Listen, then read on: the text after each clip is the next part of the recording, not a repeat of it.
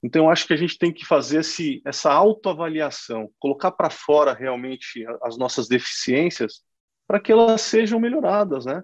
E não exaltar somente as suas qualidades, porque também o que a gente vê muito no mercado e muito na nossa vida, né, pessoal, porque eu acho que a gente tem que parar de falar assim, não, minha vida profissional e minha vida pessoal. É uma vida só. Teus e Tons. E começa mais um episódio do Teus e Tons, o podcast aí que visa simplificar a forma como a gente debate comércio exterior. E hoje o assunto ele é bem interessante para quem está começando nessa área ou quem sabe quem quer levar a sua carreira aí para mais longe. Nós vamos bater um papo sobre sucesso profissional e como alcançar ele aqui no mercado de comércio exterior. Estou na presença de 3 convidados que consideramos de muito sucesso dentro dessa área para bater um papo descontraído e trocar uma ideia e tentar levar insight para você aí que está nos ouvindo. Vamos às apresentações, começar aqui com o Carlos. Te apresenta aí, Carlos, por gentileza. Sou Carlos Araújo, sou despachante aduaneiro e já há alguns anos gerador de conteúdo. Show de bola, estamos nessa luta aí. Para quem não sabe, o Carlos tem um canal chamado Comex Blog. Acessa lá as principais plataformas de YouTube, etc., Spotify, ele está lá.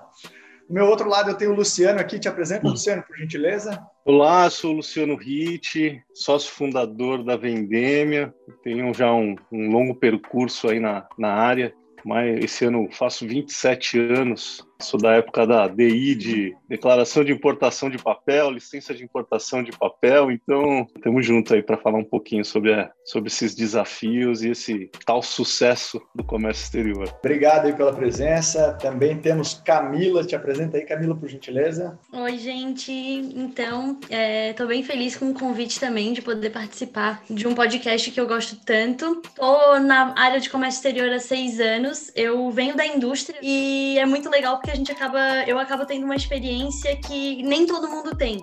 Então, espero poder contribuir bastante aí pra gente fazer um episódio bem massa.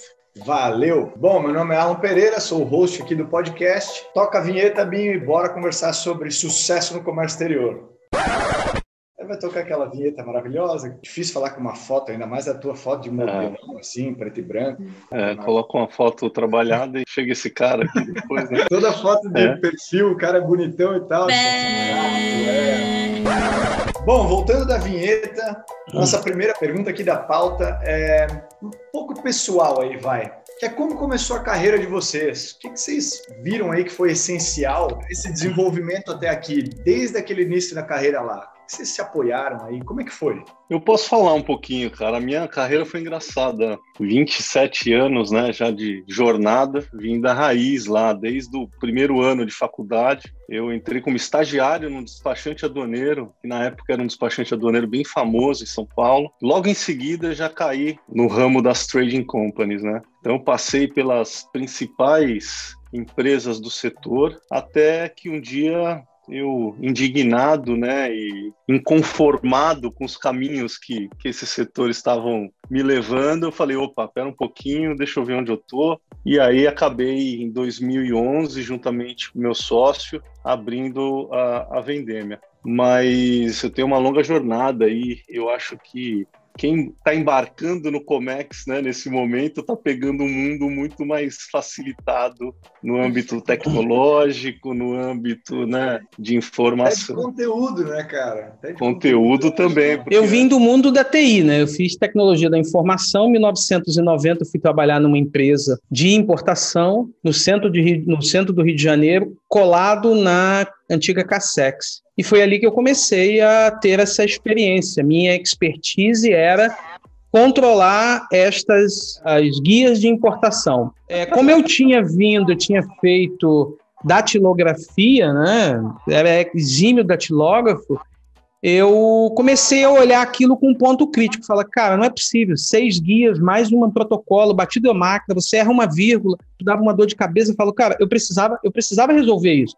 Aí usei conhecimento que tinha de tecnologia e na empresa tinha um computador e uma impressora. E a possibilidade de utilizar um editor de texto chamado Carta Certa. Então eu falei, vou colocar o formulário aqui, porque era preso, a guia de importação não era formulário, mas eu grampeava, carbonava, botava ali no Carta Certa e ia fazendo aquele protocolo. E todas as guias que eram batidas à máquina, chega lá o cara novo, que não sabe, ninguém nunca viu, com um negócio impresso. Eu lembro de uma guia de importação ser barrada, entrar em exigência, que eu tinha que explicar aquilo, já que todo mundo batia o negócio à máquina. Eu falei, eu fiz isso, mas ninguém nunca fez isso. O que eu posso fazer? Tá feito. E foi aí em 1990 que eu comecei a trabalhar numa empresa de importação, trabalhei até 93. 94 eu fui trabalhar na Edições Aduaneiras, porque a Edições Aduaneiras estava convertendo a TAB, que ela tinha, não era nem a TEC, era TAB, em Sistab, que era um sistema que é o primórdio, o dinossauro do TechWin hoje, que ela tem. Então, qual era a minha função? Era instalar, carregava um monte de disquetes, instalar esse Sistab na máquina de empresas importadoras e despachantes aduaneiros do Rio de Janeiro. E aí, ali eu tive contato com o Serpro, Exaf, que estava começando, já tinha implantado o Syscomex Exportação e já estava no projeto Syscomex Importação, que 3 anos depois ia ser instalado. E aí a gente foi treinado, começou a dar aula pelo Brasil inteiro, vim dar aula no Espírito Santo, tanto que em 97 eu fiquei e aqui continuei com o comércio exterior. Então foi uma carreira de transição da tecnologia. Eu programei em COBOL, Clipper, para o comércio exterior em 97, 2 anos depois eu tirei a carteira de despachante aduaneiro e estou até hoje no Espírito Santo. Então foi uma transição sem pensar, mas num momento muito propício, é a história da sorte, sabe? Quanto mais eu treino, mais sorte eu tenho, o negócio apareceu, não tinha ninguém que soubesse instalar nada, pronto, esse era o cara, e eu mergulhei no comércio exterior. Cara, então, Cami, agora nós temos uma tarefa difícil aí, porque um vem do direito pro Comex, o outro da TI pro Comex. Dois dinossauros, né? Eu ia falar isso, com todo respeito, mas assim, são 2 museus, né? Tipo, museu total. Perguntou... Eles já sabem tudo, tá? Você sabe que lá no Clubhouse tem um grupo lá, o Milton Gato e mais um monte de gente. E toda quinta-feira eles têm o episódio Os Dinossauros do Comex. Ai, meu Deus. Os dinossauros do Comex. O que eu posso falar, né? Eu sou formada em administração, não sou formada em comércio exterior. E eu comecei, logo que eu entrei na faculdade, assim, eu já comecei fazendo estágio na VEG. A VEG tinha uma unidade em São José, aqui perto de Floripa, e eu entrei para fazer parte de compra nacional. E aí, sei lá, passou 6 meses, fui efetivada e fiquei 3 anos, saí quando a VEG, a filial aqui fechou e foi para Jaraguá do Sul, né, se unificou lá com a matriz. Então, dentro desse período, assim, eu tive essa experiência com compras nacional, só que a gente também tinha um pouquinho de importação, né? O volume maior e toda a operação fica na VEG de Jaraguá, mas eu tinha acesso a algumas coisas. Então, esse foi o meu primeiro contato, assim, tipo, ali na VEG, comprava uma coisinha de fora, negociava uma coisa, negociava outra, passava para a operação na VEG, ia para a VEG de Jaraguá, conversava com o pessoal de lá, com aquela equipe gigante, e aí eu ficava assim, cara, que equipe gigante, e aí todo mundo falava, tipo, container, e não sei o quê, e para mim era uma coisa, tipo, muito nova, e eu ficava, cara, o que é isso, né? E eu comecei. Aí tá, comecei a ter esse contato. Aí, quando eu fiquei sabendo, o VEG vai para Jaraguá, não tinha como eu ir, enfim, por várias questões, eu falei, cara, eu vou ter que procurar outra coisa, aqui na região, assim, eu ainda estava fazendo faculdade, não tinha terminado ainda. Aí tinha uma menina que estava conversando com um professor meu, e eu passei e eu ouvi ela falar, cara, a gente está precisando de uma pessoa que fale inglês, assim, assado, para trabalhar na área de importação, assim, assado, na Ventisol, que é onde eu trabalho, né, agora. E aí eu assim, cara, quer saber? Eu vou dar uma de louca, porque assim, eu não conhecia a menina, o professor era em comum, tanto dela quanto o meu, cheguei no professor e falei, olha, eu vi que aquela menina tava falando contigo, tava perguntando se tu conhecia alguém para trabalhar na área, assim, assado, eu quero me candidatar, eu quero mandar meu currículo, eu quero ver o que vai dar. Sou super experiente em importação, né? Falou. Assim, não, fui com a cara e na coragem, né? Nunca tinha trabalhado efetivamente, mas assim, vontade eu tinha. E para mim foi suficiente, peguei, bem metida mesmo. Ainda esse foi o apelido inicial, né? Tipo, tu foi metida, foi lá, meteu a cara, mandou teu currículo, fez a entrevista, deu certo. Gente, entrei, passei no processo seletivo, comecei a trabalhar. 2 semanas depois, a minha chefe e a minha gerente foram para a China e me deixaram sozinha.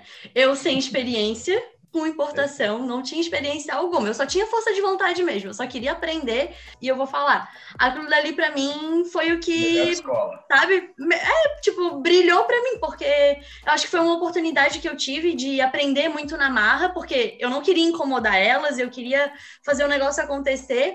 E acabou que deu certo, a gente está lá até hoje, a gente, enfim. Então, cara, uma das coisas que foi legal ouvir aqui, eu gostei muito da Camila ter falado isso, foi a parte da força de vontade, né, cara? Eu quero salientar esse como uma das essencialidades para se julgar próspero no comércio exterior, né? Porque a pessoa ela tem que, de fato, procurar, saber, se virar, correr atrás, não desistir. Isso faz bastante a diferença aí. O Carlos, eu já ouvi ele falar numa live que eu participei com ele, no canal dele, dizendo assim, cara, o cara só pode me perguntar depois dele procurar no Google, né?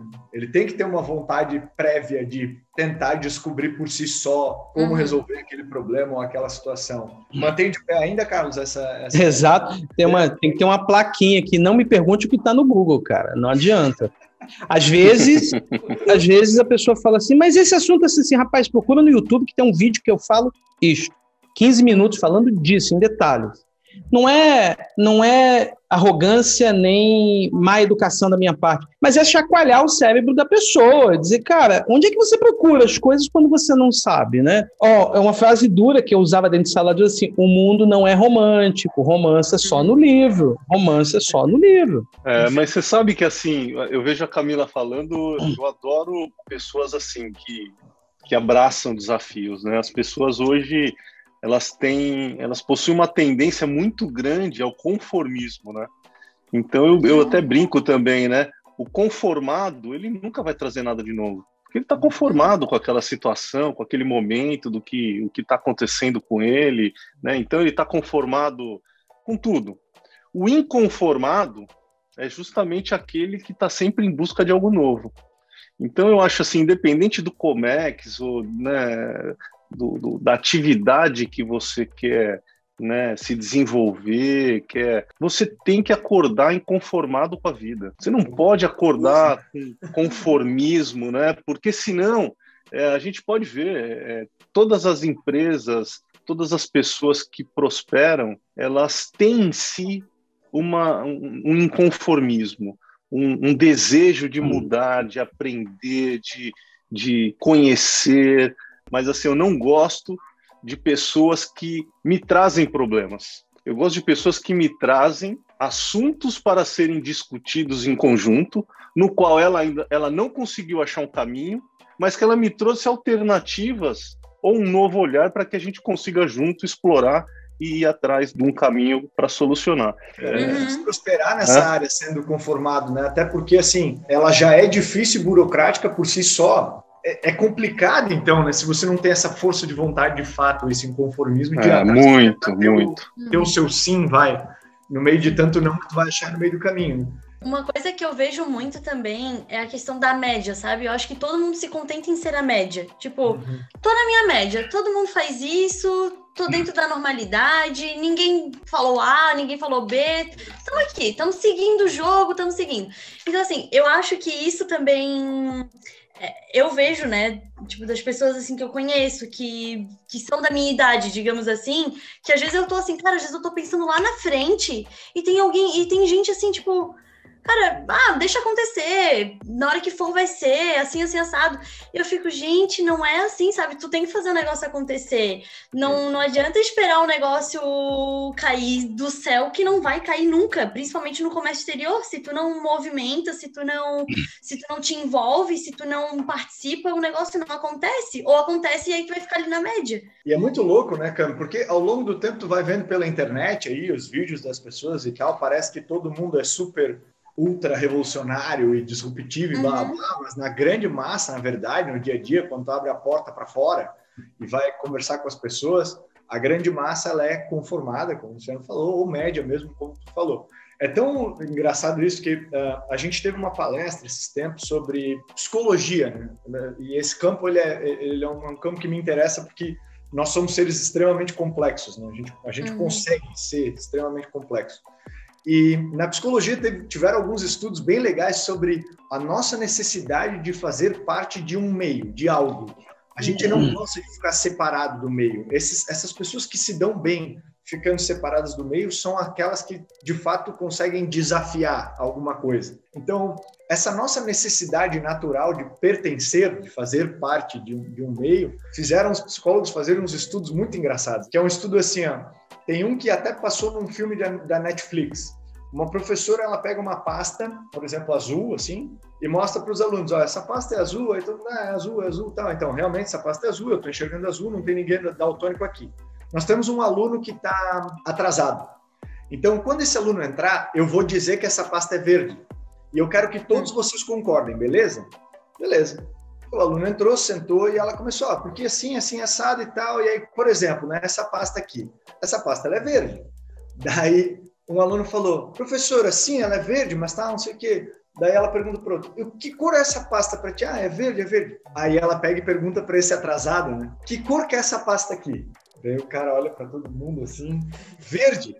Daí todo mundo põe para rir, né? Enfim, porque o medo do cara de não pertencer, ele estava vendo azul, tudo certo, mas, enfim, eu acho que tem muito disso ainda no mundo. Está na hora de começar a dizer que é bonito, não é que é bonito, mas é preciso, às vezes, em determinados momentos da sua vida ou da sua própria profissão, ser rebelde, ser o que está do contra, insurgente.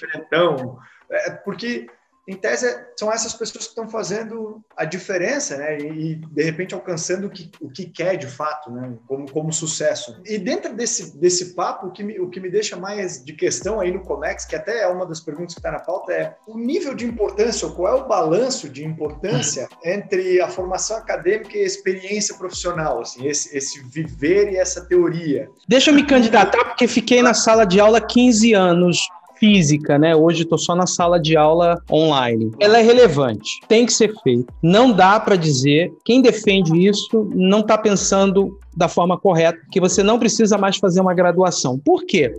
Porque você vem de um modelo de estudo onde o aluno sai do nível médio sem saber o imposto de renda, sem saber fazer o imposto de renda, sem conhecer de gestão do próprio dinheiro e sem saber que ele precisa ter um orçamento independente de quanto ele dinheiro. Então, a gente está falando de 3 coisas básicas: orçamento, quanto ele gestão financeira e tributação. Ele não aprende isso. E muitos adultos não aprendem isso. Então, ele vai para a faculdade e aí ele começa a ter coisas que o ensino médio não o deu, como, além de gestão financeira, de bens materiais, liderança de pessoas e também como lidar com o comportamento humano. E quando a gente está lidando com comportamento humano, é entender o que a outra pessoa, o mundo que ela pensa e como é que você pode oferecer uma solução. Pode ser uma solução de venda, pode ser uma solução de transformar a vida dele por uma ação benéfica. Não é só dinheiro, mas tem alguma coisa que você ofereça. Não adianta. Você só vai conseguir fazer isso bem se você conhecer ali uma dessas 5 ciências da vida, e uma delas são as ciências sociais aplicadas, as exatas e tudo bem. E não explica para o aluno da graduação, do ensino médio, por que ele tem que conhecer a fórmula de Bhaskara. Até hoje eu não sei onde usar.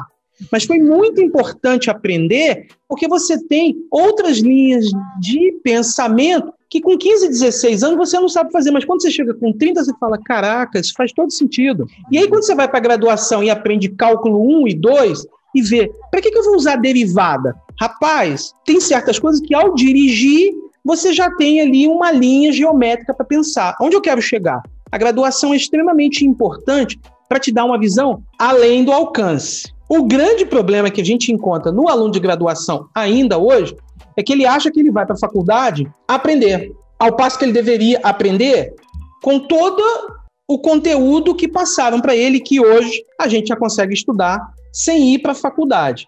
Na verdade, ele vai para a faculdade para quê? Para trocar experiências, ver nos professores, para orientar essas pessoas a qual caminho seguir. Tem pessoas que claramente querem seguir uma carreira pública. Por quê?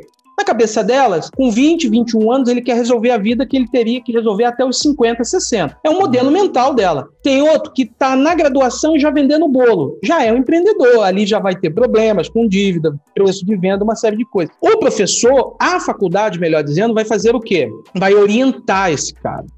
E aonde é que a coisa acontece de verdade? No campo de batalha. E alguém tem que dizer para ele, ó, isso aqui é um step, é uma batalha. Agora você escolhe o que você quer, que é muito difícil também com 18 anos você pensar na carreira que você vai ter até os 70 anos. Isso é terrível, mas você tem que começar.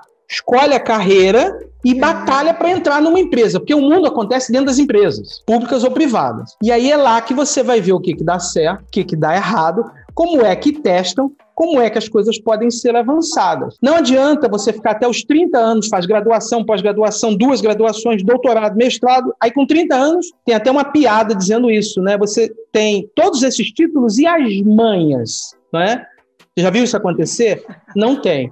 Então, respondendo a pergunta, assim, a graduação é muito importante. Tem que ter. Pula rapidinho para tentar entrar no mercado, porque é ali que você vai ver as dores, se realmente você quer, como as coisas acontecem, como é que você vai ser desafiado. Também converge com a prática ou não, né? Em tese, né? Porque exato. Existe uma teoria, existe uma prática.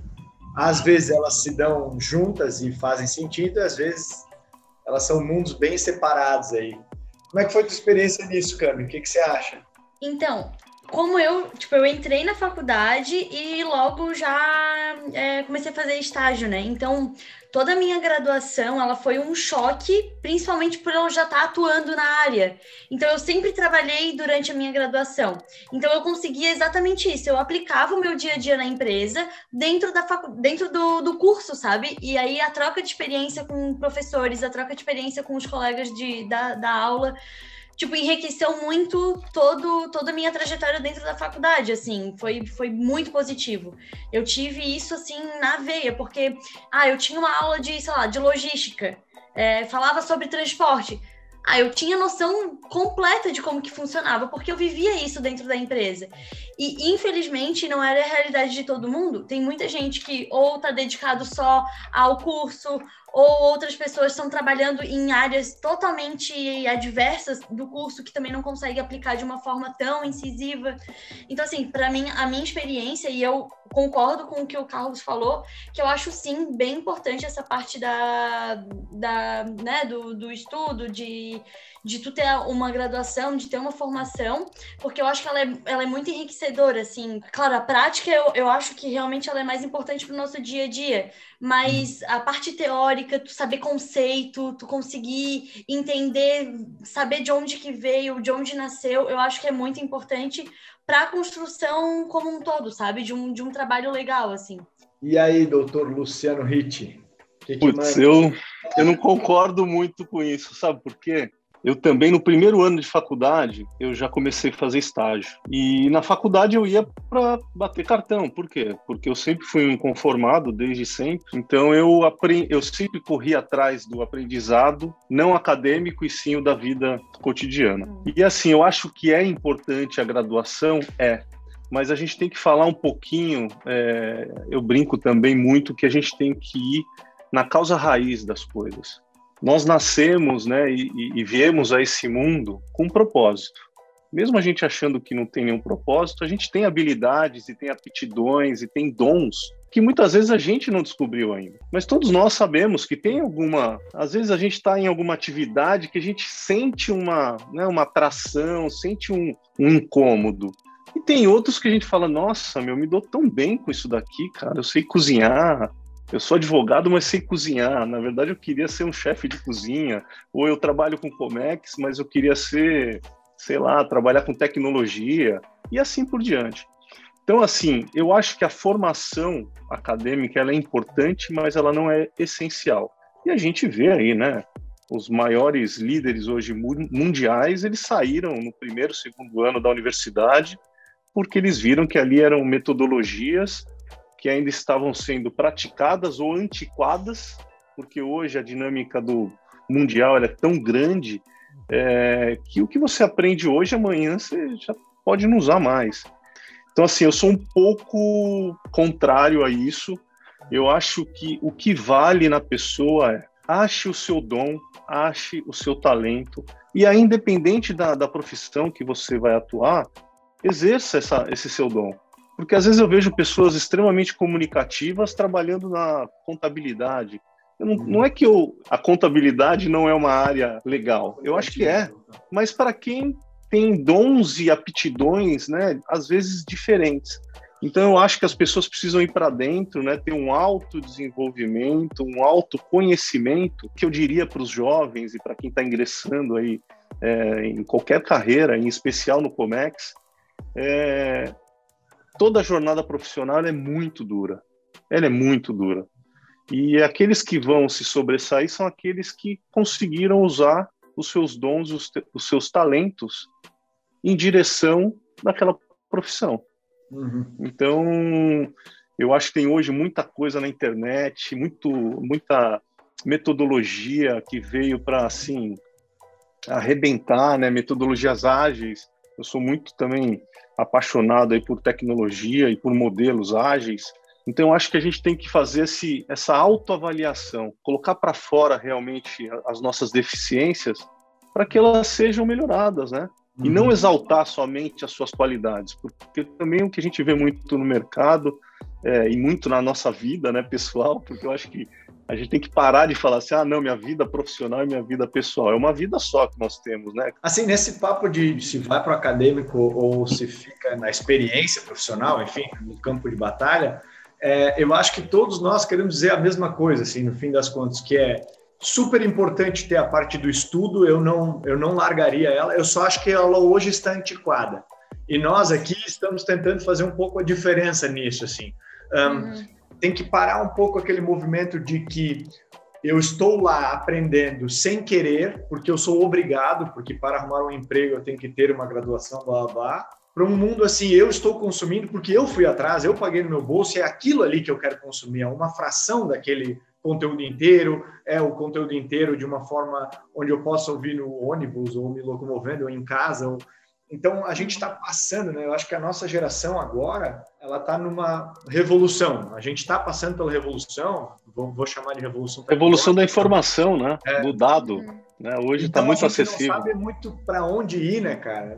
Eu estudo bastante, enfim, eu vi coisas assim. Nós sempre fomos moldados, e vê se vocês não, nesse caso, a ser empregados e não a ter um trabalho assim. Por que a ser empregados? Eles falam que existe uma filosofia dos 3 P's. O teu primeiro chefe começa com os teus pais, depois são teus professores, e aí é o teu patrão na tua própria empresa. Tu não consegue fazer nada diferente disso até os teus 25 anos, cara. Tu tinha alguém mandando em ti, quando tu ia usar a tua criatividade para alguma coisa, botar em prática, o teu pai ia lá e te cortava e dizia: cala a boca, vai tomar banho e senta aqui na mesa para jantar, que são 7 horas, a hora da janta. Aí depois o teu professor tem que estar às 8, chegou 8h05, pode sair da aula porque tu chegou atrasado, não sei o quê. Sinal para o recreio. Depois teu patrão te dizendo o que fazer. Então, óbvio que agora que a gente está passando essa revolução, vão se quebrar milhões de pratos. Vai ter uma discordância, uma concordância absurda entre prática e teoria. A gente vai mudar muita coisa. Eu acho que muda até esse conceito do que é o meu trabalho e o que de fato é o meu emprego. Assim. Eu acho que esse emprego ele vai sumir ao longo do tempo, assim. As pessoas não vão mais trabalhar porque são obrigadas ou porque vão se manter assim. Eu acho que elas vão achar seus nichos certos e viver aquilo por serem um ser só, como o Luciano falou aí, não tem mais vida profissional e pessoal. É um ser só, eles vão acabar encontrando seu caminho assim.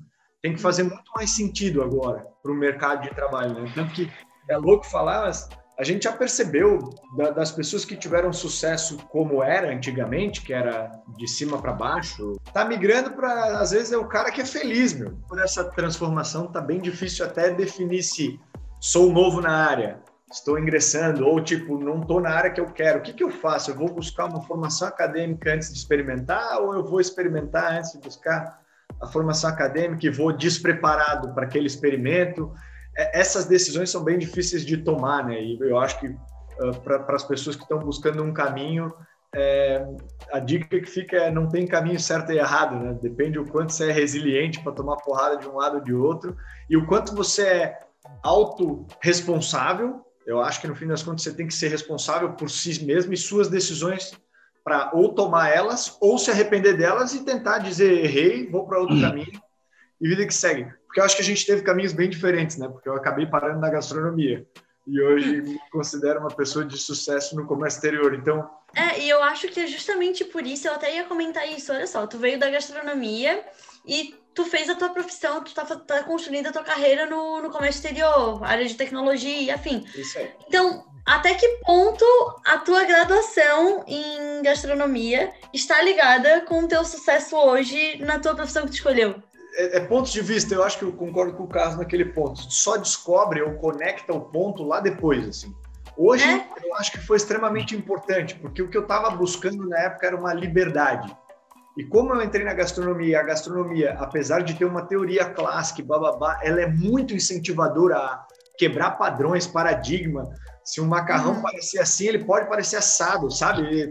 É tão criativo e experimental que hoje no comércio exterior eu não aceito as coisas como elas são. Talvez seja influência disso. Então, às vezes, liga esse ponto assim, pô, cara, na gastronomia o cara te dá tudo bruto e você que define o que é sucesso ali para você. E o sucesso ainda é muito peculiar, porque cada pessoa que experimentar teu prato vai ter um nível de satisfação ou não com aquilo que você fez. Então, olha que experiência que me trouxe. Para hoje eu chegar e te dizer, Camila, eu fui para a área da tecnologia, eu quis investir em automação, eu quis investir em trazer novidades, inovação, eu quis debater, eu quis dar a cara a tapa, ser criticado. É isso que eu acho que é legal, assim, como não tem um caminho certo, é importante para todo mundo tentar só se autorresponsabilizar, assim, eu acho que é uma das grandes coisas que eu até falo dentro da minha própria empresa lá.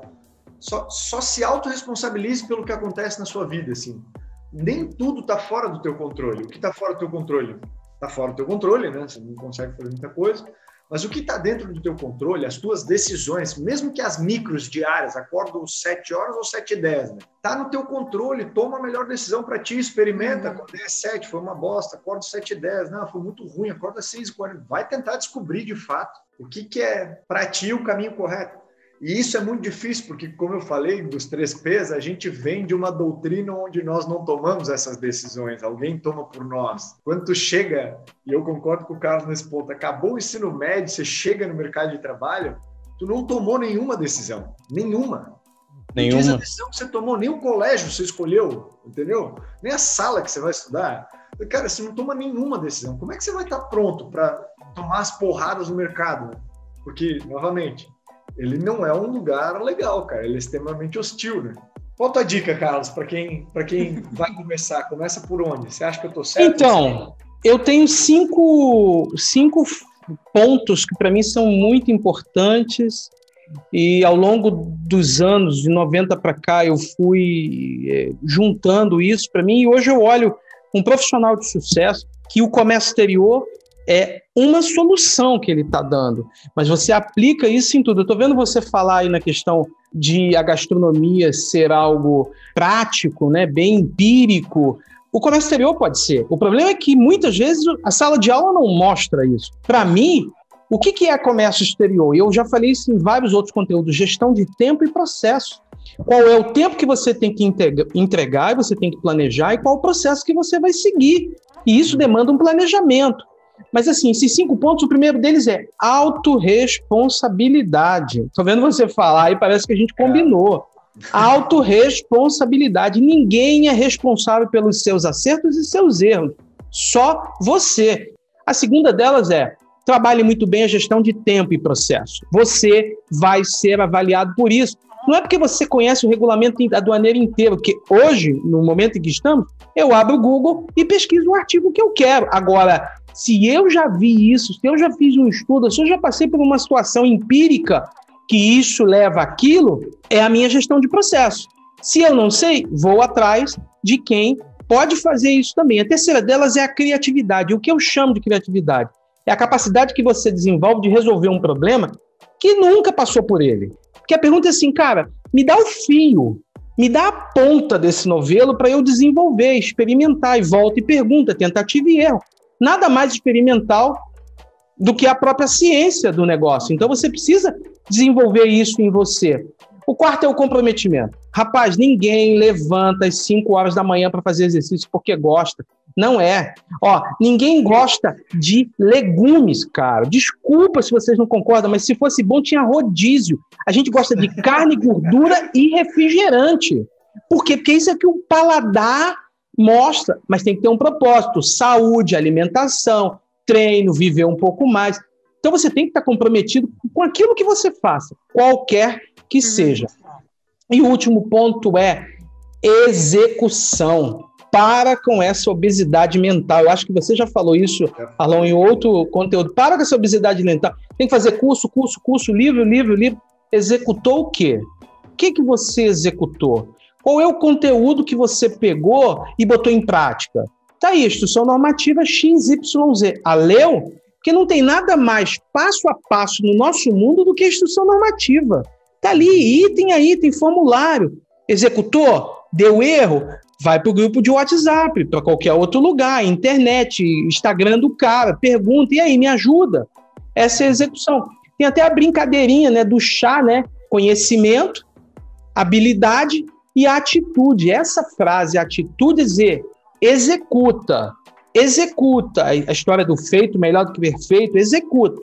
E aí, assim, dessa busca para resolver esses problemas, usar essas habilidades como autorresponsabilidade, criatividade e tal, onde é que vocês se inspiram? Assim? Onde é que vocês buscam esse conhecimento, seja de comércio exterior, ou seja tudo isso que moldou essas opiniões de hoje aí? Então, eu acho que quando a gente fala de comércio exterior, eu acho que a gente já está falando de um aprendizado novo a cada situação. Muita coisa diferente acontece, é bem clichê, né? A gente que trabalha com comércio exterior é mega clichê falar isso, mas eu acho que é a mais pura verdade. A cada processo é uma tratativa diferente, a gente tem muita variação. Enfim, é variação de dólar, é variação de frete, é variação de produto, de fornecedor. Enfim, teve um problema lá com o produto, tem que fazer inspeção, trava tudo, para tudo.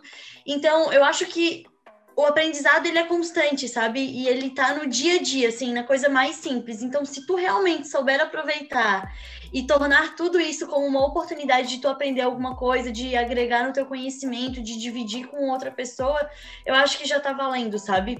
A gente tem muito conteúdo aí e eu acho que é a parte de interesse. Se tu tem interesse, eu acho que tu consegue. Grupo de WhatsApp, Telegram, meu Deus, infinidade. Tipo, se tu entrar... Não dá nem pra gerir tudo isso. Não dá, tu não consegue. Aí é que tá. Isso eu também penso, tá? Às vezes é tanta informação. Que hora você vai ter tempo para estudar, né? Ou para se desenvolver? Se tem tanto Telegram, WhatsApp para você ler. É porque, na verdade, a gente vai fazendo um filtro para o negócio. Mas aonde eu absorvo a maior quantidade de dicas, perguntas e tudo mais, é em 3 ou 4 grupos de despachantes aduaneiros que tem do Brasil inteiro. Que legal. E tu, Luciano, onde é que tá absorvendo? Então, eu acho que assim, a gente tem que fazer uma divisão entre hard skills e soft skills, né? O mundo, ele tá caminhando para a conexão humana e a tecnologia vai fazer o serviço. Então, as relações humanas, elas precisam realmente ter um olhar muito grande, é onde eu tenho dedicado grande parte do meu tempo em entender, né, esses gatilhos entre as relações humanas, porque às vezes você deixa de aprender por uma ansiedade ou por uma vontade, né? Então esse caminho, né, que ele é muito assim sutil, né? Às vezes você não consegue entender, né? Você acha que começa a ser normal isso. Então assim, eu tenho trilhado caminhos muito da conexão humana, né? O porquê certos caminhos existem, como que eu desconstruo esses caminhos e torno essa relação muito mais colaborativa. Porque quando você tem, né, um caminho colaborativo, os dois lados aprendem. Eu não quero mais o conhecimento só para mim. Eu não quero essa gana, né, da juventude, que a gente tem essa gana de conhecer, de saber, mas a gente nunca para, né, para tentar e falar, puta, será que eu estou sendo colaborativo, né? Eu estou tendo uma troca. Então, quando você olha para a natureza, eu faço muito essa relação com a natureza, né? A natureza ela é uma economia circular, ela é colaborativa. Não existe lixo, só quando o homem intervém é que cria os problemas. Então, assim, a gente precisa ser mais aberto, né, essa troca, esse caminho colaborativo. A gente aprende com os outros muito mais do que com a gente mesmo. Isso é até legal tu falar, desculpa te interromper, mas essa parte da colaboração é tão legal que uma das minhas respostas é aqui no Teus e Tons, cara. Porque quando a gente fez o canal e eu tenho a possibilidade de trazer especialistas em diversas áreas para debater e para olhar vários pontos de vista sobre o mesmo assunto, eu aprendo de uma forma absurda, porque estou participando. Quando você se torna colaborativo, você se torna mais criativo, porque você tem outros pontos de vista, porque quando você não trabalha de forma colaborativa, o que acontece? É só a sua opinião que vale. Você entra naquele papel do autocentrismo. O que é o autocentrismo? Tudo gira em torno de você. E é o que a gente vê no mercado, né? As pessoas querem, eu quero isso, eu quero aquilo, é para agora.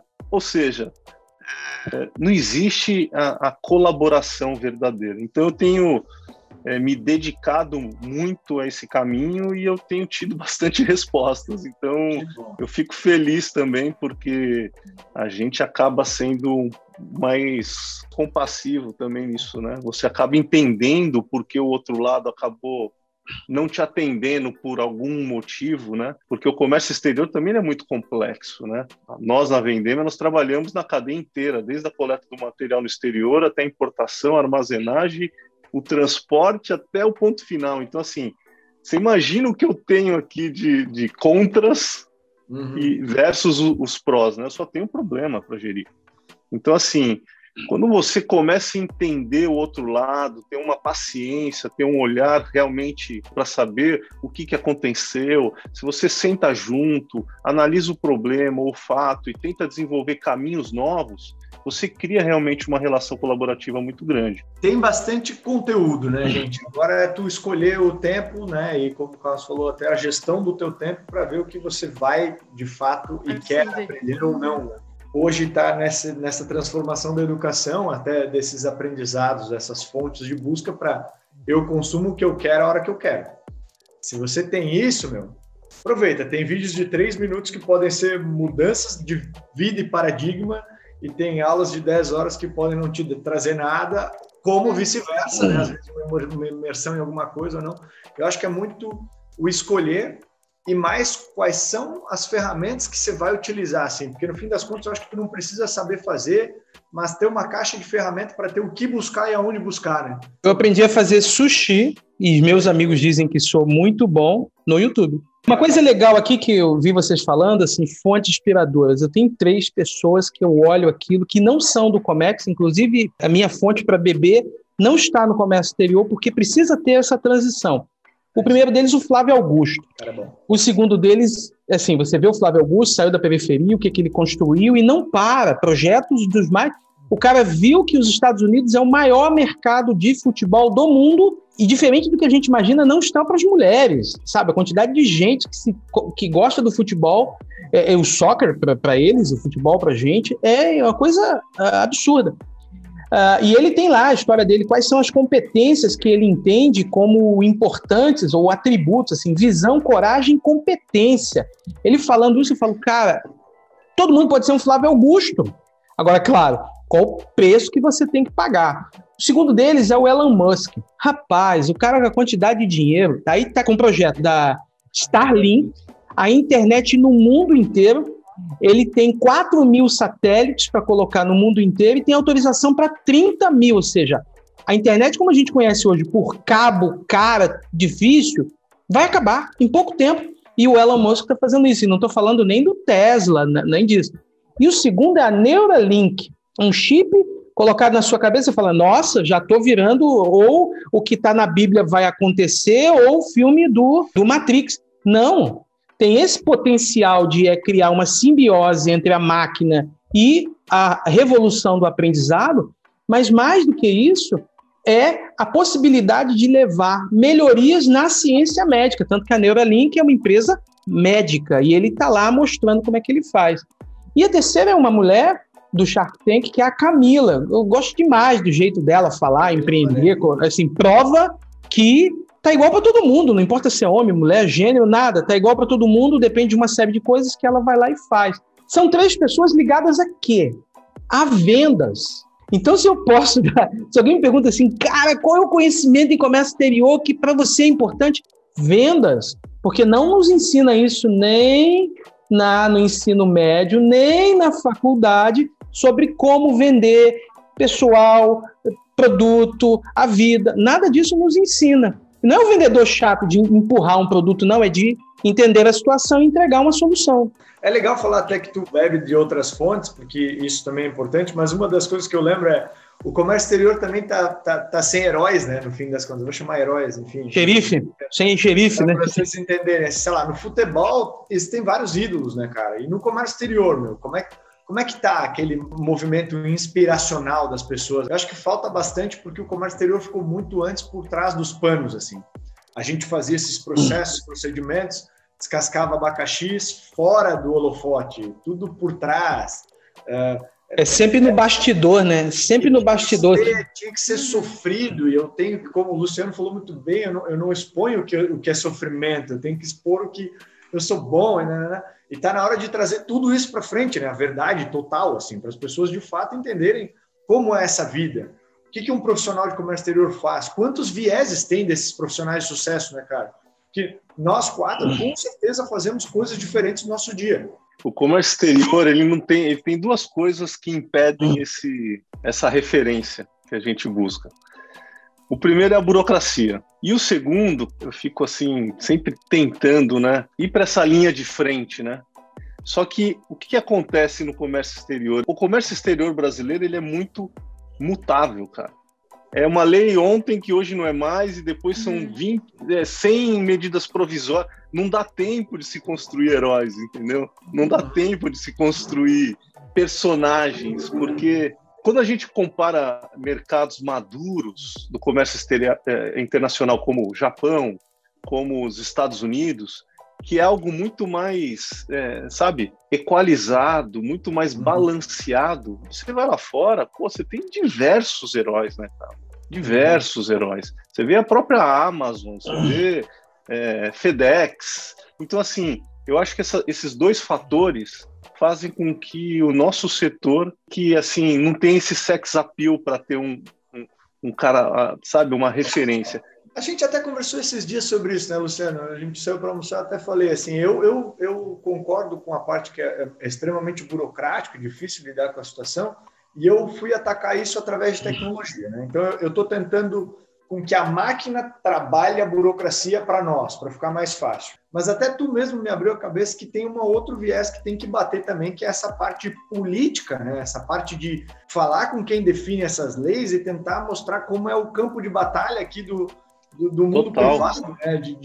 A Camila, por exemplo, ela mexe com uma quantidade de importação, de comércio exterior em vários estados brasileiros, tem um alto poder aí neste momento de desenvolvimento, de entendimento até do que dá certo, o que dá errado, como complica uma coisa que não precisava e tal.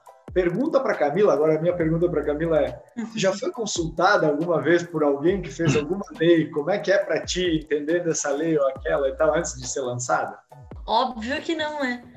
Pô, não, é assim, não, é muito complicado, e o time, assim, às vezes tu te planeja, tu faz previsão, tu te organiza, muda, a empresa inteira se adequa para aquilo ali acontecer, para do nada o negócio virar, e aí todo aquele teu planejamento, todo aquele tempo que tu teve de organizar, de planejar, né? Exatamente, porque tudo tem um fluxo, né? Imagina, a gente trabalha ali com um volume realmente muito grande. Então, eu não posso simplesmente levantar o dedo, tá ventando agora, não tá ventando, vai chover, não vai chover. O que eu vou fazer? Eu preciso me planejar.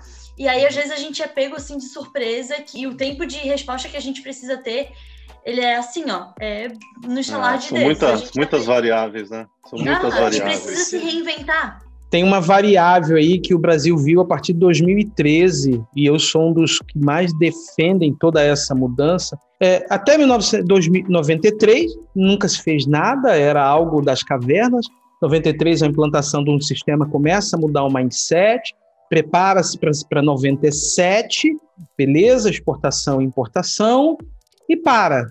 Aí vai para 2010, que é quando você tem uma mudança do novo comércio exterior, na LI, mas até então, nada demais. Aí entram esses Comex Web, o XML na exportação, na importação de DI, e aí você começa a ver o próprio sistema, que é complexo, assim, dentro do outro lado do balcão, é complexo, eles querem fazer as coisas, mas não pode, tem um modelo arraigado de 300 anos. Eles querem mudar, mas tem dificuldades. Aí o Brasil assina um acordo de facilitação econômica e dizem, tem estas metas. A partir dali você tinha o Brasil e o comércio exterior antes, e o Brasil e o comércio exterior depois. Começa com o single window, que é um negócio que já existe aqui no Chile há muito tempo e a gente nunca tinha visto isso. 22 órgãos que atuam direto ou indiretamente, 15 órgãos anuentes diretos, e quando simplesmente juntaram tudo e colocaram no portal único, isso em 2014, 2016, já tinha um número, economizou 23 bilhões de reais, gente. Vou repetir, 23 bilhões, números oficiais. Então eles pegaram um tripé ali de harmonização, compartilhamento de dados, implantação de tecnologia, isso nunca antes na história desse país teve. E aí você começa 2015, 2016, 2017, e a gente está vendo numa aceleração gigantesca. Mas disso tudo aí, além do acordo de facilitação econômica, tem uma coisa que eu preciso, assim, que para mim é fundamental. A Receita diz, eu quero ouvir vocês. Porque antes ela chegava com um modelo, poder de polícia e acabou. É isso e dane-se. Agora ela diz, e aí, como é que a coisa funciona? E nesse ponto, várias associações, assim, que eu me lembro, a que mais apareceu foi a Procomex, mas não é só ela, tem outras. Várias empresários falaram assim, ao invés da gente estar um em frente ao outro, vamos sentar ao lado para a gente discutir como é que o mundo real acontece do lado de cá, e isso vem acontecendo. Quem já foi a essas reuniões fala, impossível a gente conversar com alguém no Ministério da Agricultura, na Anvisa, que são os dois calos ali de sangue no comércio exterior, Anvisa e MAPA, e eles mudando a cabeça. Hoje, a gente ainda não pode dizer, não está o melhor dos mundos. O modelo mental mudou do empresário... Mas vamos dizer que está assim, tá mais perto do melhor do que está do pior. Isso. O empresário está olhando assim, cara, não dá para eu ter mais a economia, o capitalismo de Estado, onde eu vendo para o Estado, eu sou amigo do rei, eu melhoro. Não dá para ter isso. Acabou. Caminha para cada um se virar. Do outro lado, o Estado pode ser, eu não posso ser o Leviatã, assim, o maléfico de todos. Porque senão eu quebro o sistema, todo mundo morre. E aí? É conversa, é coisa simples. Na exportação, a gente saiu de 96 campos para 44, pode chegar a 15, né? Que legal, meu. Então, aí já tem áreas aí, eu até sou um grande defendedor que essa área de comércio exterior, ela realmente está precisando de inovação. A gente vê muito pontuais as iniciativas, assim, e... qualquer operador de comércio exterior consegue nomear pelo menos 10 dores que ele passa todo dia, que é um saco, e que ele poderia, de repente, pensar ou botar a cabeça para pensar com um grupo, discutir como resolver aqueles problemas, para ele e para todo mundo, né? Quem sabe abrir uma empresa para fazer aquilo e etc. Acho que aos poucos vai começando. O comércio exterior está um pouco atrasado nesse mundo de startups, de inovação e tal, mas está começando. O que me deixa bem feliz aí, porque... de problema eu tenho um monte. Se alguém quiser, liga aqui, né? Teus e Tons, manda um e-mail aí que a gente te nomeia. Você já tem bons caminhos aí para se guiar na tua próxima startup, se você quiser. Gente, uma das coisas nessa parte de sucesso de Comex e tal, que eu gostaria de saber qual é o segredo para vocês que vale ouro, assim? Aquele segredo assim, cara, eu acho que eu cheguei lá. E esse é mais ou menos o segredo que eu tenho aqui para passar para uma pessoa que você fosse ensinar ou mentorar e tal. Olha, eu não acredito em fórmula mágica e eu gosto muito de olhar assim pelo caminho que eu percorri até aqui, sabe?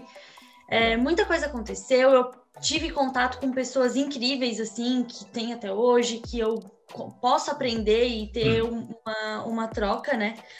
Mas olhando assim para a Camila de, sei lá, 6 anos atrás, quando comecei a ter o contato com o comércio exterior, era que nada que tá tão ruim, né, que não possa piorar dentro do comércio exterior. É sempre não levando para um lado pessimista do negócio, mas quando tu acha que o negócio não pode piorar, vem uma bomba e te destrói, assim. E eu acho que é isso que faz a gente ficar mais forte, sabe? Tipo, a pele vai crescendo, vai se tornando mais resistente. Então, assim, ter bastante calma, bastante cautela, porque uma coisa é verdade. qualquer erro, qualquer bobeada ali, tu é engolido, né? E aquela bad que bate assim, tipo, poxa, deixei passar tal coisa. Cara, isso é difícil, sabe? Mas, infelizmente, quem tá na chuva é pra se molhar, somos seres humanos. E é isso, tentar aprender sempre com erro e meio dar a louco volta de gostar demais dessa área, né? Assim, né? Luciano, tua dica de ouro aí, cara. Qual é o grande segredo do mercado do Comex? Minha dica, eu acho que assim, no Comex, você tem que ser um inconformado, mas assim, até a hora que você dorme, cara. Porque, de novo, é uma mutação. O Comex é um negócio de um dinamismo assim, muito grande. Você tem que ter uma capacidade de ação imediata. Eu brinco que é como uma Fórmula 1, né? São segundos para tomadas de decisão que vai pôr em risco a sua vida ou o seu negócio. Uma grande dica de sucesso é: seja inconformado, busque mudar o status quo do negócio, tente buscar novos caminhos, saia daquela trilhazinha que já está demarcada ali pelos bois, tenta encontrar novos caminhos, porque assim, é um segmento, é um mercado muito ainda carente de inovação, muito carente de pessoas criativas, com mente aberta, que queiram inovar, e eu não gosto muito da palavra inovação. Eu acho que inovação é um negócio meio, sabe, meio hollywoodiano, assim, sabe? Melhore o que já está sendo feito. Ou seja, você já sabe qual é o destino. Tenta melhorar esse caminho. Tenta, buscar, rotas alternativas que sejam mais eficientes, mais seguras, mais prazerosas. Acorde e durma inconformado, porque eu tenho certeza que você vai ter sucesso no comércio exterior. Show de bola! Aí, doutor Carlos Araújo, o que mandas para nós? Não me falaram isso no meu ensino médio, nem na graduação, e os anos de vida me mostraram que você precisa aliar dois comportamentos, né? O comportamento que eles chamam de hard skill, ali, técnico, e todo mundo acha que comércio exterior é só isso. Não, quantas DIs eu faço, quantas leis eu sei, quantos idiomas eu vejo. Então você mensura o sucesso, o palco dos outros pelo hard skill, pelo conhecimento que o cara tem, o cara é fera em classificação, e é um grande problema, porque quem é empresário sabe muito bem disso, os soft skills, ou seja, os comportamentais. Quantas pessoas foram contratadas ou contratam pelos hards e demitem pelos soft skills, né? E juntando essas duas considerações, assim, aliar o técnico ao comportamental, eu volto de novo naquelas 3 letrinhas ali, a gente gosta de acrônimos, o chá. É a ideia do conhecimento, que você precisa ter esse conhecimento, não tem o saber como fazer, aliado à habilidade, ou seja, de oferecer, colocar isto em prática, só que a gente não é treinado, e aí está o grande desafio da educação formal. Você falou, ela está ultrapassada, o Luciano falou, todos nós concordamos que ela está ultrapassada. Então, aliar habilidade, comportamentos com conhecimento técnico vai fazer qualquer profissional, comércio exterior ou não, ter muito sucesso, porque você olha aquilo por outra perspectiva. A gente vê isso dentro de empresa e fala, cara, você tem a oportunidade aqui de ter tantas coisas que os livros não te mostram, que as pessoas não te mostram, e por que você não está fazendo? Aí não tem resposta. Aí você sabe, essa pessoa não aliou essas duas coisas.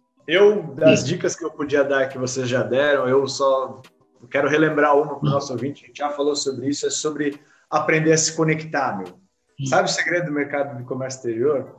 É essa conexão, é saber que se eu não sei com quem que eu posso buscar, quem pode me ajudar, quem pode resolver meu problema, porque no mercado sempre tem a ferramenta certa para você fazer aquela tarefa que você precisa. O problema é, ou você vai ficar dentro da caverna, não conhece ninguém, não consegue se conectar e aí não consegue usar aquelas ferramentas que estão lá fora, ou você sai aí dessa casca e começa de fato interagir, trocar informações, participar de coisas, enfim, e aos poucos conseguir absorver essa ferramentaria toda que está aí no mercado, né? Enfim, eu acho que grande parte dos problemas de comércio exterior que eu resolvi ao longo da vida foi ligando para alguém e perguntando, cara, estou com esse problema, como é que eu faço? e a pessoa dizer, cara, eu já resolvo para ti, eu falo, vou te conectar com o cara lá, ele resolve. E assim vai. Então, acho que está bem explicado aí para você como seguir, né? Se eu pudesse resumir tudo em poucas palavras, autorresponsabilidade, surgiu bastante, inconformismo, surgiu bastante. O que mais, Cami? Casca, aprender a lidar com o problema e ser mais forte todo dia. O que mais? E o Comex, eu acho também que ele é muito do fazer acontecer, né? A gente pega o filho, bota debaixo do braço e desenrola ele até aqui, né? Então, isso é muito legal. Eu mesmo sou apaixonada, né? Então, sou suspeita de ficar falando sobre isso. E ação, né? Eu acho que o Carlos falou... Tem muita gente que fica, às vezes, congelada, né? Diante do problema. Tem que encarar o problema e ir para cima. Vai para cima que dá certo.